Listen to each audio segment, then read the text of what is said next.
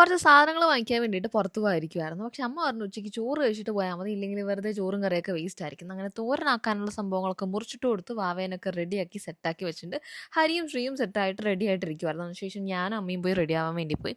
ആദ്യം തന്നെ ഈ കുർത്തേനെ പറ്റി പറയുകയാണെങ്കിൽ ഒരു അടിപൊളി കുർത്ത സെറ്റാണ് കേട്ടോ. ഞാൻ പറ്റുവാണെങ്കിൽ ലിങ്ക് ഞാൻ എവിടെയെങ്കിലുമൊക്കെ കൊടുത്തേക്കാം. അതിനുശേഷം ഞാൻ മോയ്സ്ചറൈസർ അപ്ലൈ ചെയ്തു. ശേഷം ലാക്മേയുടെ ഈ ഒരു സൺ എക്സ്പേർട്ട് ഡ്രൈ മാറ്റ് ഫ്ലൂയിഡ് സൺസ്ക്രീൻ അപ്ലൈ ചെയ്തു. ഇത് മറ്റ് സൺസ്ക്രീൻസ് പോലെയല്ല, നല്ല രീതിയിൽ പ്രൊട്ടക്ഷൻ തരുന്നുണ്ട്. ഞാൻ ടെസ്റ്റ് ചെയ്ത് നോക്കിയിട്ടുണ്ടായിട്ടോ.